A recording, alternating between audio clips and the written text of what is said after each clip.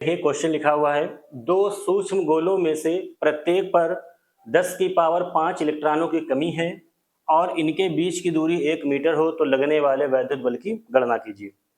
हमें पता है कि वैद्युत बल जो है कूलाम के नियम से निकालना है और कूलाम के नियम में या उसके सूत्र में हमें आवेश पता होने चाहिए और उनके बीच की दूरी पता होनी चाहिए।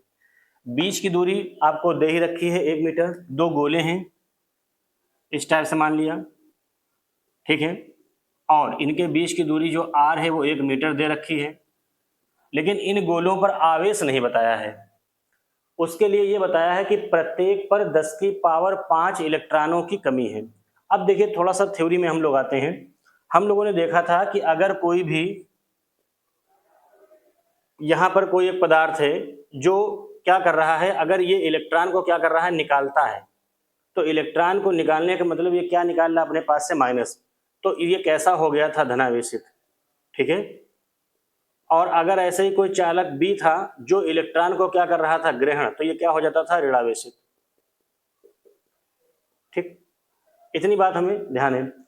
अब यहाँ पे देखो क्या हुआ है, कितने इलेक्ट्रॉनों की कमी हो रही है, कमी का मतलब इसके पास से इलेक्ट्रॉन निकल गए हैं, ठीक। तो ये जो होगा वो कैसा हो जाएगी, ये जो सूक्ष्म गोला है ये कैसा हो जाएगा, धनावेशित हो जाएगा, ठीक है। कितना इस पर आवेश आएगा वो बात देखिए। अगर एक इलेक्ट्रॉन जाता था या आता है तो कितना आवेश का आदान प्रदान हुआ था, ई का, ठीक है। दो का होगा तो 2e, n का होगा तो ne।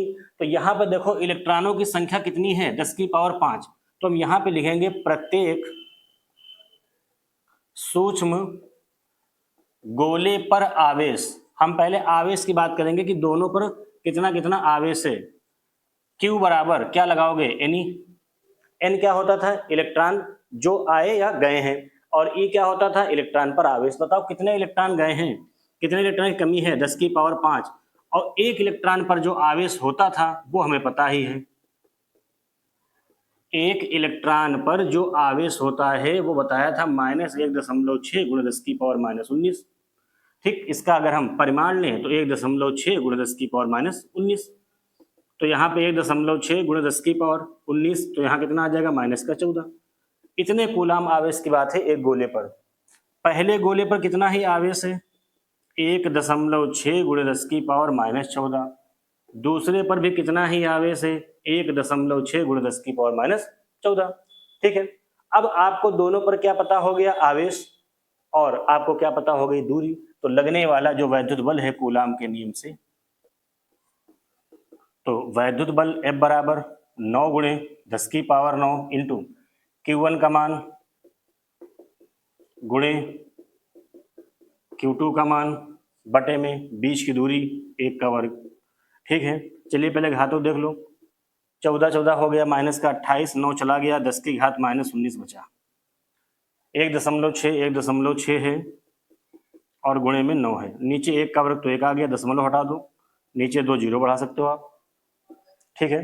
अब उसके बाद यहाँ से देखो ये 2 जीरो ऊपर और चला जाएंगे, कितना आ जाएगा, -21, और 16 का जो वर्ग होता था वो 256 और गुणे में 9।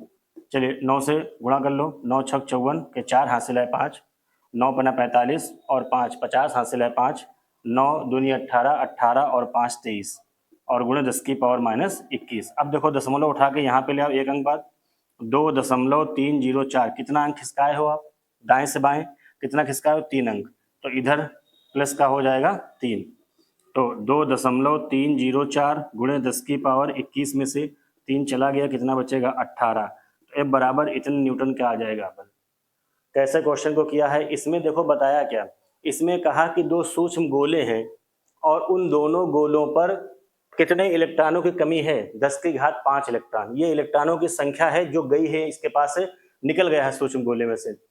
अब अगर एक इलेक्ट्रॉन जाता था या आता था तो आवेश कितना बन जाता था, E, ठीक। और अगर n इलेक्ट्रॉन जाते हैं या आते हैं तो क्या बन जाता है, Q, Ne, ठीक। तो Q बराबर क्या आ जाएगा, Ne। तो n क्या है, जो इलेक्ट्रॉनों की संख्या, तो इलेक्ट्रॉनों की संख्या की जगह रख दिया। E क्या होता था, इलेक्ट्रॉन पर आवेश, वो कितना होता था ये। अब पहले जो गोला है उस पर भी यही आवेश है, दूसरे पर भी यही है, क्योंकि दोनों पर क्या ही बताया है क्वेश्चन में, 10 की पावर 5 इलेक्ट्रॉनों की क्या है, कमी। अब बीच की दूरी आपको 1 मीटर दे ही थी, वैद्युत बल वाला सूत्र लगाया और हल किया, इसका आंसर है।